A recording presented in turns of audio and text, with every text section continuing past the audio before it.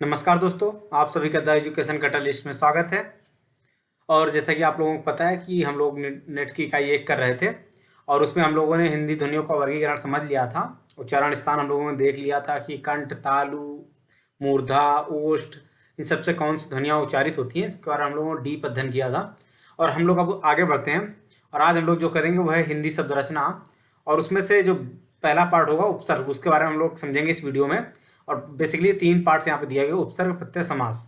ठीक है, क्योंकि देखिए आपका जो नेट का एग्जाम है उसमें तो बहुत ज़्यादा अभी तक क्वेश्चन नहीं देखे गए हैं कि उपसर्ग या प्रत्यय से पूछे गए हों, परंतु अदर्स जितने भी वनडे एग्जाम्स हैं या नेट के एग्जाम हैं जिनमें जनरल हिंदी पूछी जाती है उनमें क्या है पूछा जाता है। ठीक है, जनरल हिंदी में आपके ये सब आते हैं और ये मतलब आपका जो व्याकरण है हिंदी व्याकरण उसका पार्ट हो जाता है। तो उसमें ये आपके उपसर्ग, प्रत्यय, समास सारी चीज़ें पूछी जाती हैं, जिसके बारे में हम लोगों को यहाँ पे क्या होगा समझना है। ठीक है दोस्तों, तो इस वीडियो में हम उपसर्ग को डीप समझेंगे और मेरी कोशिश होगी कि इस क्लास को करने के बाद आपको कहीं और उपसर्ग के लिए टहलना ना पड़े। तो आज हम लोग देखने जा रहे हैं हिंदी शब्द रचना में हिंदी शब्द रचना में आज हम लोग देखेंगे दोस्तों उपसर्ग। ठीक है, देखिए दोस्तों इस तरह की 4 चीज़ें हैं जिनको लेकर दोस्तों सबको कन्फ्यूजन बहुत रहता है। तो वो क्या क्या हैं जिनको लेकर कन्फ्यूजन रहता है? उपसर्ग, प्रत्यय, संधि और चौथा समास। इन चारों को लेकर एक नॉर्मल समझ विकसित नहीं हो पाती और हमेशा पेपर में कन्फ्यूजन बना रहता है। कई बार जब बेसिक कॉन्सेप्ट क्लियर नहीं होते तो हमें ये समस्या बहुत ज़्यादा आती है कि उपसर्ग कैसे क्या होते हैं, प्रत्यय क्या होते हैं, इनके बारे में समझने में हमें थोड़ी सी कठिनाई होती है। ठीक है, ये उपसर्ग और प्रत्यय में केवल एक थोड़ा सा अंतर है। उपसर्ग जो होते हैं वो क्या होते हैं, किसी भी शब्द के शुरू में जुड़ने वाले क्या होते हैं, बड़ी बात है ये याद रखना है, जुड़ने वाले शब्दांश होते हैं। जरूरी नहीं कि जो ये शब्दांश हो इनका कोई सार्थक अर्थ हो। ठीक है, ठीक है, जैसे आप आ मान लीजिए, आ क्या है, कोई इसका अपना सार्थक अर्थ नहीं है, लेकिन अगर ये भाव के साथ जुड़ जाए तो आपको क्या बन जाएगा, अभाव। अभाव क्या हो जाएगा, आपको एक सार्थक अर्थ दे देगा। ठीक है, तो शब्दांश जुड़ते हैं किसमें, उपसर्ग में, शुरुआत में। लेकिन जब यही चीज शब्दांश क्या है आपके किसी शब्द के अंत में जुड़े, ठीक है, और उसका भाव चेंज कर दे, अर्थ चेंज कर दे, तो वो क्या कहलाता है, प्रत्यय, जो हम लोग अगले वीडियो में समझेंगे। संधि क्या होती है, संधि और समास ये भी दोनों लगभग सेम टाइम की चीजें हो जाती हैं और समझने में बड़ा कंफ्यूजन होता है। देखो दोस्तों संधि क्या होती है, इसमें क्या होता है, 2 अक्षरों का मेल होता है। ठीक है, 2 अक्षरों का मेल होता है और उसके बाद एक नया शब्द निर्माण होता है और जो कि नए अर्थ को आपके सामने उच्चारित करता है। लेकिन जो समास होता है दोस्तों उसमें क्या होता है, 2 शब्दों का मेल होता है।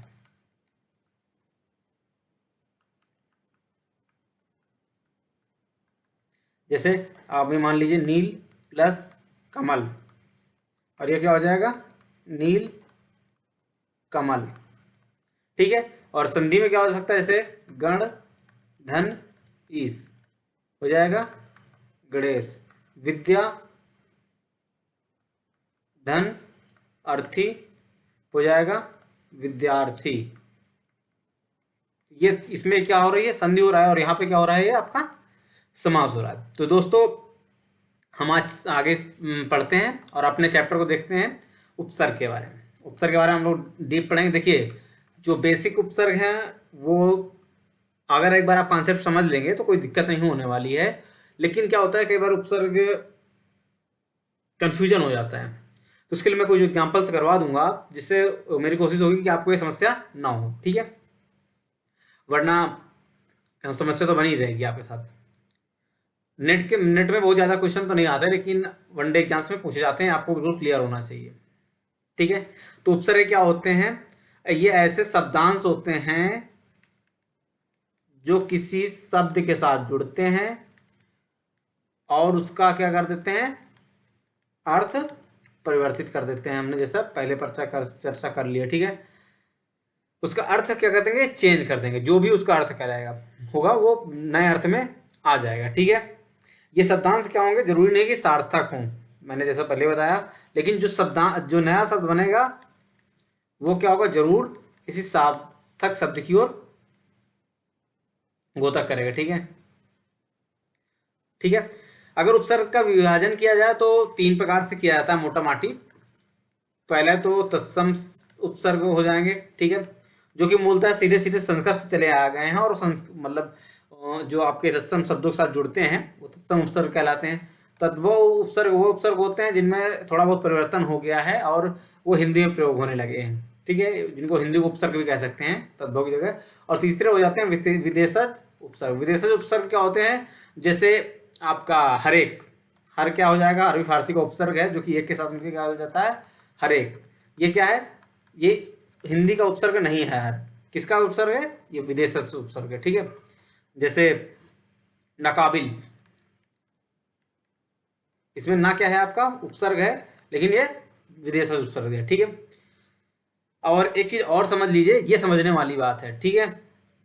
अगर सपोज करिए कोई संज्ञा है,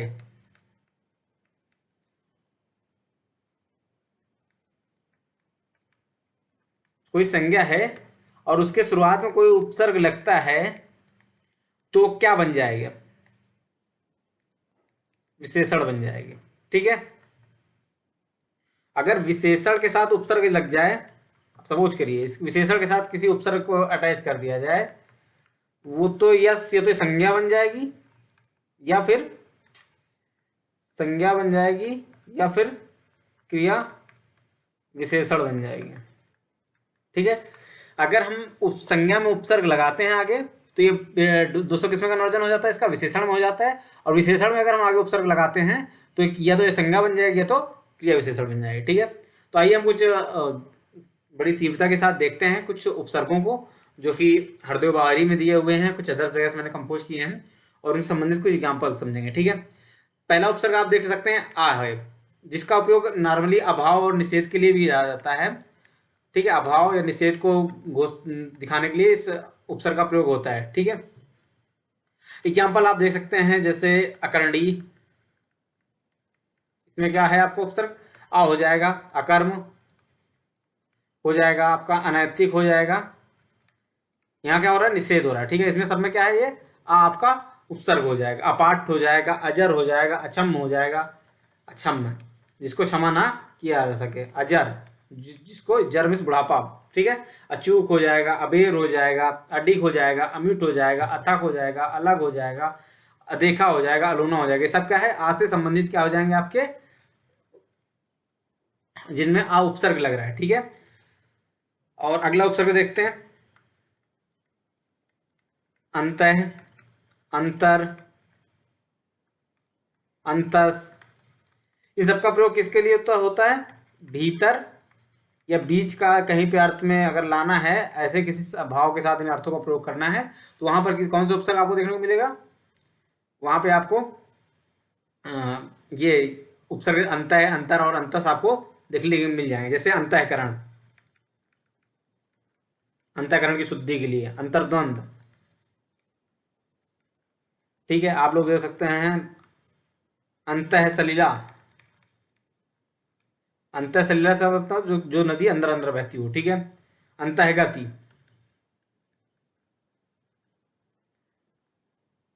या अंतर्गत,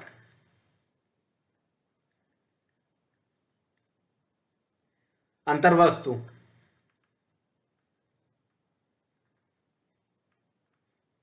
ठीक है। तो ये आपका क्या है, अंत है, अंतर और अंत से जो बनने वाले शब्द हैं उनको हम लोगों ने यहाँ पे देख लिया। एक अगला देखते हैं, चलिए थोड़ा तेजी से इनको करने की कोशिश करेंगे हम लोग, क्योंकि ये बहुत ज़्यादा इम्पोर्टेंट नहीं है लेकिन पूछे जाते हैं, इसलिए थोड़ा थोड़ा समझ लेंगे तो दिमाग में पड़े रहेंगे किस प्रकार के, क्योंकि हमें ये पता रहेगा कि इस नाम से भी उपसर्ग होता है तो उसको हम उसमें खोजने की कोशिश करेंगे। तो कई बार अति होता है, जैसे कि यहाँ पे अतिरंजना है, अतिशय है, आपका अत्यल्प हो जाएगा। यहाँ अत्यल्प क्या हुआ, आपको लग रहा होगा यहाँ पे अति कैसे उपसर्ग हो जाएगा, अति धन अल्प, ई का या, यणच, ई को यणच आपने सुन रखा होगा, किसका सूत्र है? यण, यहाँ पे यण संधि होकर ये क्या हो जाता है? अत्यल्प, ई का या हो गया और अत्यल्प आपका ये इसी से बन जाता है। ठीक है, इसलिए अत्युत्पादन हो जाएगा, अतिक्रमण हो जाएगा, सब किससे? अति से बनने वाले उपसर्ग हैं। अध हो जाएगा, हिंदी, ये हिंदी का उपसर्ग है आपका अध। ठीक है, इसमें कैसे? अध कचरा हो जाएगा, अध खिला हो जाएगा, अध जला हो जाएगा, सब किसके एग्जाम्पल हैं? आपके अध के एग्जाम्पल हैं। ठीक है दोस्तों, अधय हो जाएगा, ये संस्कृत का हो जाएगा अधय, क्योंकि विसर्ग लग रहा है, आपको दिख ही रहा है। इसका इस्तेमाल किसके लिए होता है? नीचे या तले के लिए। ठीक है, कोई अधय पतन हो रहा है आपका। ठीक है, अधिमास, सॉरी, ये अधिमास इसमें नहीं आएगा आपका। आपका हो जाएगा अधोमुख, आपका हो जाएगा अधः स्थल। ठीक है, ये आपके किसके एग्जाम्पल हो जाएंगे? अधः के। अब देख लेते हैं अधो के, सॉरी, अधि के। अधि से संबंधित कौन कौन से होते हैं? अधि का, जहां आधे का इस्तेमाल किसके लिए किया जाता है? नीचे और या तली के लिए किया जाता है। वहीं आधि का इस्तेमाल किसके लिए किया जाता है? किसी को ऊपर दिखाना हो, ऊंचा दिखाना हो, या किसी को प्रधान बनाना हो, या किसी को मुख्य दिखाना हो, इसका इस्तेमाल किसके लिए किया जाता है? अधि का इस्तेमाल उसके लिए किया जाता है। अधिकरण, न्याय अधिकरण आप लोग देखते हैं। अधिकार, आपका अधिकृत, ये सब क्या है? इसी संबंधित, इन्हीं से संबंधित। अधिनियम, ठीक है, अधिनियम क्या होता है? किसी सर्वोच्च संसद द्वारा बनाया गया नियम अधिनियम कहलाता है। ठीक है, क्या नाम है आपका? अधिराज, अधिराज आप लोग देखते हैं कि बहुत सारे लोग इस उपाधि को धारण करते हैं। ठीक है, अगला देखते हैं। अन होता है, यह अभाव और निषेध के लिए इस्तेमाल किया जाता है। ठीक है, इसमें आपके एग्जाम्पल कौन कौन से आ जाएंगे? अनंग आ जाएगा आपका, इसमें आपका अनावश्यक आ जाएगा, जो आवश्यक ना हो, अनावश्यक आ जाएगा आपका, अनाप्त आ जाएगा। ये सब किसके एग्जाम्पल हो जाएंगे? अन के एग्जाम्पल आपके हो जाएंगे। ठीक है, ये तो अगर ये संस्कृत वाला अन था, अगर हिंदी का अन इस्तेमाल हो जाए तो अनकहा हो जाएगा, अनसुना हो जाएगा, अनखुला हो जाएगा, अनगिनत हो जाएगा। सब किसके एग्जाम्पल हो जाएंगे? अन के एग्जाम्पल हो जाएंगे। ठीक है, वैसे अनु भी होता है, जैसे अनुकूल हो गया आपका। ठीक है, इसका इस्तेमाल किसके लिए होता है? पीछे या किसी अन्य चीज को दिखाने के लिए, संग साथ या प्रत्येक या बार बार, ऐसा कुछ दिखाने के लिए किसका इस्तेमाल होता है? अनु का प्रयोग होता है। जैसे अनुचर, अनुचर क्या होता है? जो पीछे पीछे चलता है। अनुच्छेद, अनुज्ञप्त, इसके एग्जाम्पल हो जाएंगे आपको। ठीक है, अगला एग्जाम्पल हम लोग देख लेते हैं। आप, आपका इस्तेमाल किसके लिए होता है? निष्कर्ष के लिए होता है, सॉरी, निषेध के लिए होता है, अपकर्ष के लिए होता है, विकार के लिए होता है, बुराई के लिए होता है। इन सबका किसके लिए इस्तेमाल, इनका किसके लिए, इसके लिए किसका इस्तेमाल किया जाता है?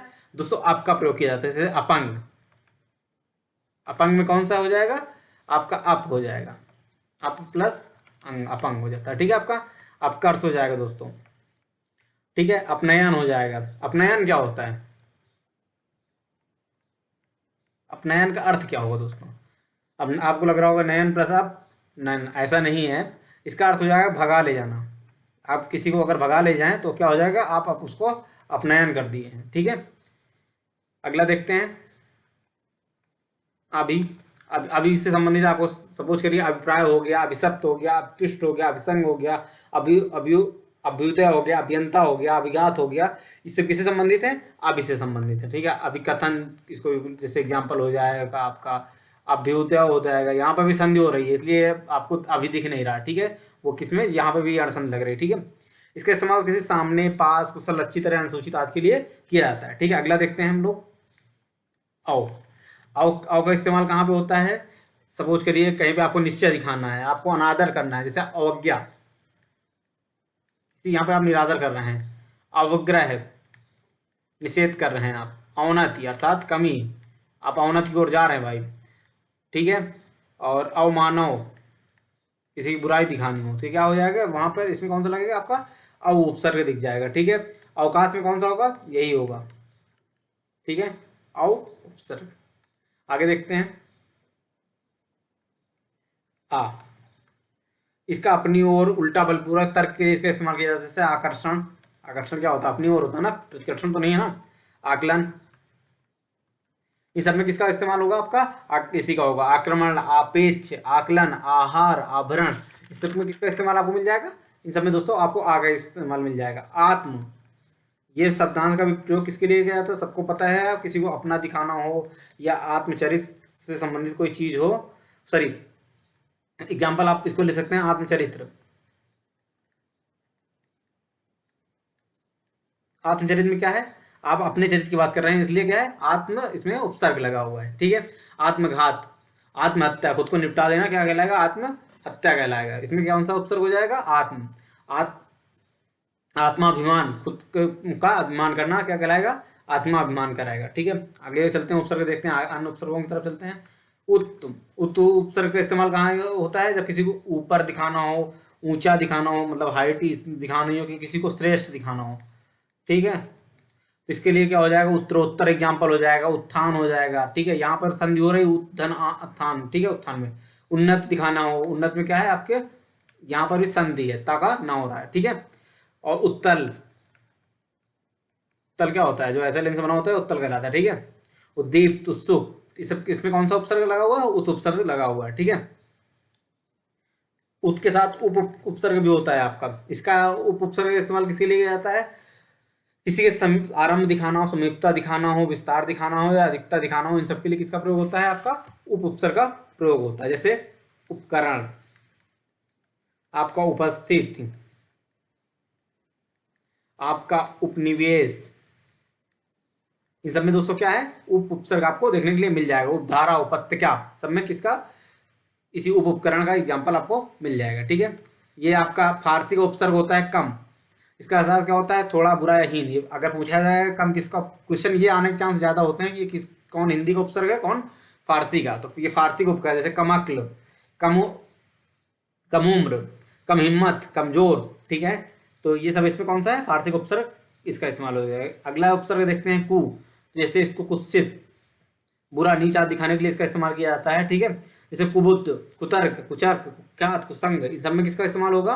कुसंग में कौन सा हो जाएगा? संग प्लस कुसंग, अर्थात क्या है? अगर आप किसी के बुरा या नीच दिखाना सकते हैं, आप क्या है? कुसंग, आपने क्या है? गलत संगति कर रखी। कुचक्र, आप किसी गलत चक्र में फंस चुके हैं, ठीक है। फारसी का एक उपसर्ग होता है खुश, ये फारसी का होता है। आपकी खुश आवाज है, खुशकिस्मत है आप, खुश कलम है, खुशामद है आपकी, आइए आप। इन सब में किसका इस्तेमाल होगा? ये सब फारसी का उपसर्ग है। ये बड़ी बात है, आपको ये याद रखनी है, और कुछ याद रखने की जरूरत नहीं है इसमें से, ठीक है। आगे देखते हैं और उपसर्गों के बारे में। आपका फारसी का ये होता है, जैसे गैर, गैर में आपका क्या हो जाएगा? गैर आबाद, एग्जाम्पल आप इसको देखते हैं, गैर आबाद। इनमें क्या, गैर आबाद में आपको क्या मिलेगा? गैर उपसर्ग है और ये फारसी का है, ठीक है। गैर मज़हर, गैर मामूली, गैर मुनासिब, ये गैर मुनासिब है। आप लोग कहते होंगे गैर मुनासिब शब्द का आप लोग इस्तेमाल, मुझे लगता है सभी लोग करते होंगे, ठीक है। इसमें गैर उपसर्ग है, ठीक है। किसी को दूसरा, भिन्न, पराया या विरुद्ध दिखाने के लिए इन शब्दों का, गैर शब्द का प्रयोग किया जाता है, ठीक है। अगला उपसर्ग देखते हैं, चिर। चिर के आप लोगों ने देख रखा होगा, चिरंजन हो गया आपका, चिरंजीवी हो गया, चिरंजीव हुआ। आप लोग जब किसी के पैर छूते हैं तो बड़े बुजुर्ग आपको आशीर्वाद देते हैं, चिरंजीवी हो, अर्थात लंबी उम्र आपको प्राप्त हो, ठीक है। किसी को पुराना या प्राचीन दिखाना हो या बहुत समय तक के लिए दिखाना हो, इन सब के लिए क्या होता है? चिर का प्रयोग किया जाता है, ठीक है। तत्, जैसे तत् का इस्तेमाल किस लिए हो? तत् किसका? संस्कृत नाम, वह, ठीक है। तो जब किसी में लग जाता है तो उसके लिए इसका ये उपसर्ग रूप में प्रयोग होता है, जैसे तत्पुरुष, ठीक है। तत्काल, तत्व, का है तद्भव। किसी पूछ लिया तद्भव कौन सा उपसर्ग है, तो आपको दिमाग, अब आपका दिमाग खराब हो गया, आप सोच रहे होंगे तद होगा, नहीं, तत् प्लस भव, ये उपसर्ग ता का दा हो जाता है भाग के साथ, ठीक है। तो ये हो जाएगा तद भव। यहाँ पे कौन, ये संधि हो गई, कौन सी संधि हो गई? व्यंजन संधि हो गई, ठीक है दोस्तों। ये आपको समझ में आ रहा होगा। आइए आगे चलते हैं, ठीक है। हम लोगों ने तत् समझ लिया था। आगे क्या देखेंगे हम लोग? दू हो गया, दू का इस्तेमाल किसके लिए हो? दू हो गया, दूर हो गया, दुस हो गया, इस तरह इसका इस्तेमाल किसके लिए होता है? आपका सपोज करिए दुख आपको दिखाना है या कुछ गलत कर्म को दिखाना, उसमें इस दु शब्द का इस्तेमाल किया जाता है। ठीक है, जैसे दुराभिसंधि हो गया, दुशील हो गया, दुसाध्य हो गया, दुराचारी हो गया, दुर्भेद्य हो गया, दुष्कर हो गया, दुष्कर्म हो गया। इसमें कौन सा आपका उपसर्ग है? दु उपसर्ग है। ठीक है, अब अगर फारसी में एक उपसर्ग होता है ना, फारसी का है ना। ठीक है, ना काबिल, ना फरमानी, नाखुश, नाजायज। ठीक है, इसमें कौन सा हो जाएगा आपका? ये नाजायज, ये ना फारसी का उपसर्ग है और इसका इस्तेमाल इन सब के लिए किया जाता है। ठीक है, अन्य उपसर्गों की अगर बात की जाए, थोड़ा तेजी से हम लोग चलते हैं आगे। जैसे नी भी उपसर्ग है, इसका इस्तेमाल जैसे निकर हो गया, निकुंज हो गया, निदाद हो गया, निधि हो गया, इन सब में किसका इस्तेमाल हो जाएगा? आपका नी, इसमें आपका नी उपसर्ग है। ठीक है, वैसे नी है, निर, निस, निस, इन सब का भी इस्तेमाल किसके लिए होता है? नी, निर, निस और आपका निषेध। ठीक है, कहीं भी निषेध दिखाना हो बाहर या निश्चात की जगह, जैसे निशंक, निशुल्क, निश्रेष, निस्वन, निस्वार्थ, निशुल्क, निरंकुश, इन सब में किसका इस्तेमाल होगा? आपका यही नी उपसर्ग आपको देखने को मिल जाएगा। ठीक है, पर उपसर्ग भी आपको देखने को मिल जाता है, जैसे पराया हो गया आपका। ठीक है, या परकी हो गया, परदीदी हो गया, परार्थ हो गया, परदेश में सब में पर। वैसे पर और परा दोनों अलग अलग उपसर्ग होते हैं। ठीक है, ठीक है, जैसे पराक्रम, पराक्रम में क्या हो जाएगा? क्रम प्लस परा। ठीक है, मतलब परा प्लस क्रम। ठीक है, पराजय, ये एग्जाम्पल होंगे। ठीक है, और इसमें जैसे परकी हमने एग्जाम्पल देखा, तो ये आप याद रखना है कि पर और परा दोनों उपसर्ग के रूप में इस्तेमाल होता है, पर, परा और परी। ठीक है, इसका भी इस्तेमाल किसके लिए होता है? किसी के चारों ओर को दिखाना हो, परिक्रमा। परिक्रमा का आप लोग तात्पर्य क्या लगाते हैं? कि किसी की चारों ओर हमें जब घूमना होता है तो क्या बोलते हैं? परिक्रमा। परिकर, परिग्रहित। अब परजीवी, किसी के ऊपर आप पूरी तरह से जी रहे हो। ठीक है, किसी के ऊपर आप लोग परिज्ञान, इसमें क्या हो जाएगा? परि उपसर्ग मिल जाएगा। ठीक है, अगला आप देखते हैं पुनः। पुनः भी आपके इस्तेमाल होता है। ठीक है, फिर से दोबारा के लिए होता है, जैसे पुनरुक्त, पुनर्मुद्रण। जब किसी किताब दोबारा प्रकाशन हो उसको क्या बोलते हैं? इस पुस्तक का क्या हो रहा है? पुनर्मुद्रण हो रहा है। ठीक है, आगे चलते हैं। प्रा भी उपसर्ग के रूप में होता है, जैसे प्रजा, प्रज्ञा, प्रक्षिप्त, प्रदर्शन, प्रार्थी, प्रौढ़। इन सब में क्या है? किसका इस्तेमाल हो रहा है आपका? इन सब में आपका यही एग्जाम्पल प्रा उपसर्ग है। प्रदेश, देश में जब प्रा जुड़ जा रहा है वो प्रदेश बन जा रहा है। ठीक है दोस्तों, प्रति, प्रति भी क्या है आपका? एक उपसर्ग रूप में प्रयोग होता है। ठीक है, प्रति का एग्जाम्पल देख लेते हैं थोड़े बहुत। प्रतिकर हो गया। ठीक है, प्रतिकूल हो गया, अर्थात जो बदले में हो, विपरीत हो, सामने में हो, मतलब तो उसको क्या बोलते हैं? वहां पर प्रति उपसर्ग का प्रयोग किया जाता है। ठीक है, जैसे प्रतिकूल, प्रतिग्रह, इन सब में क्या है आपका?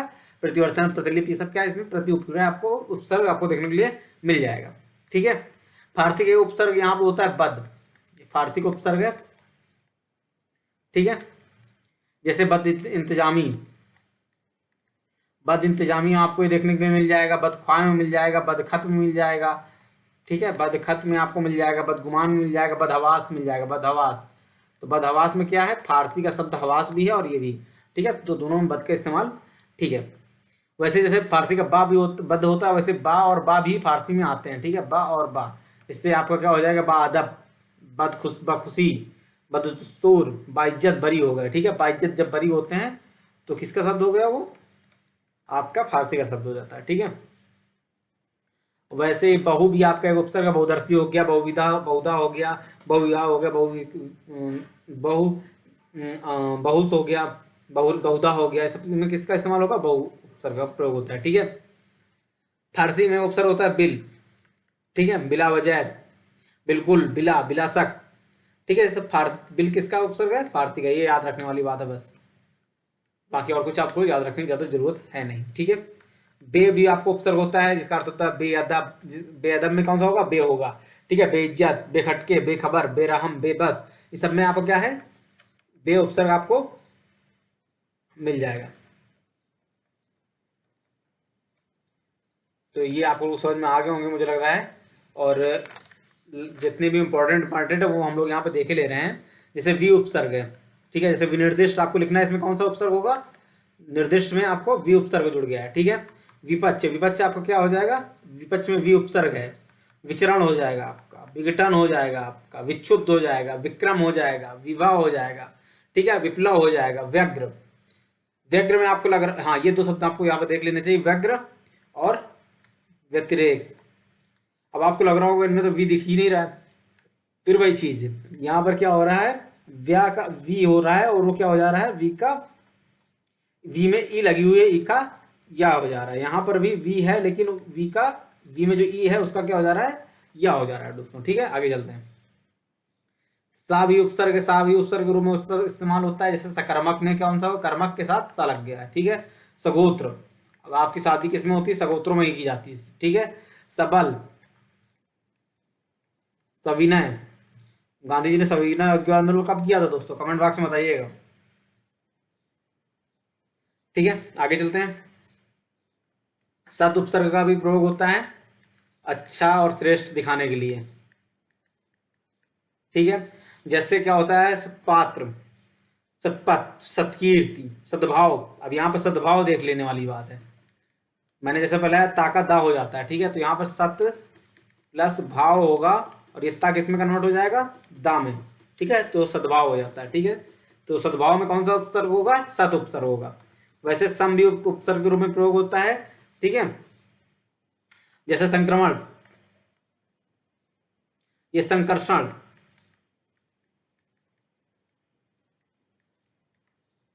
संख्या, संघर्ष, इन सब में क्या है आपका, यही सम उपसर्ग आपका प्रयोग हो रहा है, ठीक है। ये सम में हलंत लगा हुआ था और यहाँ सम में हलंत नहीं लगेगा, सम और ये सम है, ठीक है। तो ये साथ, बराबर और पास के लिए इस्तेमाल किया जाता है। जैसे समकक्ष, समतल, समदर्शी, ठीक है दोस्तों। फारसी में एक सर होता है, फारसी का उपसर्ग है कौन सा, सर। सरकार, जो आपके यहाँ सरकार सरकार चिल्लाते रहते हो, उसमें सर क्या है आपका, फारसी का उपसर्ग है। सरगिरोह, सरताज, ठीक है। सह भी एक उपसर्ग है, जिसे सहकार, सहवास, ठीक है। इनमें कौन सा उपसर्ग है, सह। एग्जाम्पल आप लोग याद रखिएगा थोड़े बहुत। सुअंग, सुंदर हो जिसके अंग, सुअंग, ठीक है। अच्छा, सुंदर, अधिक के लिए सुअर्थ शब्द का इस्तेमाल होता है। सुवर्ण, जिसका वर्ण क्या हो, सुंदर हो। सुग्राह है, इसको आसानी से क्या किया जा सके, ग्राह किया जा सके, ठीक है दोस्तों। एक और आप अगला देख लेते हैं, स्व। जैसे निजी, निजी अपना के लिए इसका इस्तेमाल होता है, ठीक है। जैसे स्वकीय, परकीम बताइएगा दोस्तों कौन सा उपसर्ग होगा, स्वस्थ, ठीक है। स्वाधिकार, स्वाश्रित, इनमें सब में क्या है, स्व उपसर्ग है आपका, ठीक है। आगे चलते हैं। लगभग लगभग हम लोगों ने जितने भी उपसर्ग हैं वो कर लिए हैं, ठीक है। दो उपसर्ग और बचे हैं, स्वयं, जैसे स्वयं पाकी, स्वयंभू। इनमें क्या हो जाएगा, खुद अपने आप के लिए स्वयं शब्द का इस्तेमाल आपको देखने के लिए मिल जाता है। फारसी में एक उपसर्ग होता है हम, ये याद रखने वाला है, फारसी का उपसर्ग है, अर्थात ये विदेशी से उपसर्ग है। हम उम्र, हरेक, प्रत्येक के लिए। हम वतन, हर माह, सब में कौन सा है आपका, हर उपसर्ग का क्या हो रहा है, प्रयोग आपको देखने के लिए मिल रहा है, ठीक है दोस्तों। तो आपको, मुझे उम्मीद है कि आपके सारे उपसर्ग समझ में आ गए होंगे। अगर नहीं समझ में आया हो तो आप कमेंट बॉक्स में जरूर बताइएगा, और किसी उपसर्ग के बारे में कोई समस्या हो तो अभी आप कमेंट बॉक्स में बता सकते हैं, हम उसका रिप्लाई करने की कोशिश अवश्य करेंगे, जिससे कि क्या हो, आपको कोई समस्या ना रहे, ठीक है। तो हमने लगभग लगभग उपसर्गों को देख लिया है, एक बार हल्का से और कुछ जान लेते हैं। कुछ विदेशी अंग्रेजी के उपसर्ग भी होते हैं, जैसे सब, ये अंग्रेजी वाला सब है, ठीक है। हाफ, दिन तो ऐसे ही लिखा रहता है ना। हेड, ये क्या है, वाइस, ये उपसर्गों के रूप में प्रयोग होते हैं। ठीक है, बेसिकली जो उपसर्ग का कॉन्सेप्ट है वो संस्कृत का है, लेकिन यहाँ इनका इंग्लिश में भी थोड़ा बहुत इस्तेमाल होने लगा है। जैसे सब रजिस्ट्रार हो गया आपका, सब जज हो गया, सब ऑफिस हो गया, सब कमेटी हो गया, हाफ पैंट हो गया, हाफ मैड हो गया, हाफ मैड आदि बोलते हैं, हाफ मैड हो गया, और हाफ टोन हो गया। ठीक है, आपके यहाँ हेड कांस्टेबल होता होगा, हेड ऑफिस हो गया होगा, हेड पोस्ट हो गया, हेड पोस्ट ऑफिस हो गया। और वाइस तो आप लोगों ने देखा होगा, वाइस कैप्टन है, वाइस प्रिंसिपल है, वाइस प्रेसिडेंट है, सब उपसर्ग का प्रयोग आपको इंग्लिश में देखने के लिए मिल जाता है। ठीक है, हम लोगों ने फारसी के बहुत सारे उपसर्ग देख लिए, जैसे खुश देखा, बाग देखा, बद देखा, और और भी देखे। ठीक है, वैसे अरबी के कुछ उपसर्ग होते हैं, जैसे अल हो गया आपका, अरबी का उपसर्ग होता है, जैसे अलमस्त हो गया, अलगरज हो गया, अलबत्ता में इसका इस्तेमाल हो जाएगा, एन हो गया, ये सब किसके उपसर्ग हैं? अरबी, ये याद रखने हैं। फी हो गया, फी सैकड़ा, फी आदमी। ठीक है, गैर हो गया, गैर जमानती, ठीक, गैर वाजिब, सब किसमें किसका इस्तेमाल हो जाएगा आपका? इसी गैर, ये जो कि अरबी का उपसर्ग है। ठीक है, बिल हो गया, बिल्कुल में जो इसका इस्तेमाल होता है, हमने पहले बता दिया। ठीक है, ला बता चुके हैं आपको, लाचार, लावारिस, या वारिस। ठीक है, लाजवाब, आप लोगों ने बहुत सुन रखा होगा या वारिस। इसमें सब में क्या है, बहुत लाजवाब लग रहा हो तो किसमें ला उपसर्ग होता है। ठीक है, और ये ला किसका उपसर्ग है? अरबी का उपसर्ग है। ये बात याद रखने वाली है, किसका उपसर्ग है आपका? अरबी का उपसर्ग है। ठीक है, और बे भी आपका अरबी का उपसर्ग है। ठीक है, बे, बे, बेरहम में आपका बे अरबी का उपसर्ग है। ठीक है, तो आप, मुझे उम्मीद है कि आपको ये सब समझ में आ गया होगा। अगले वीडियो में हम लोग देखेंगे प्रत्यय के बारे में। और मुझे लगता है थोड़ा वीडियो लंबा हो गया, इसके पीछे मेरी मंशा ये थी कि आपको लगभग जितने भी उपसर्ग हैं उनको समझा दिया जाए, जिससे क्या है कि आपके दिमाग में थोड़ी सी समझ विकसित हो जाए। ठीक है दोस्तों, अगर आपको ये वीडियो अच्छा लगा हो तो आप वीडियो को लाइक करिएगा। ठीक है, अपने दोस्तों के साथ शेयर करिएगा, और अभी तक आपने अगर चैनल को सब्सक्राइब नहीं किया है तो सब्सक्राइब कर लीजिएगा। ठीक है दोस्तों, धन्यवाद।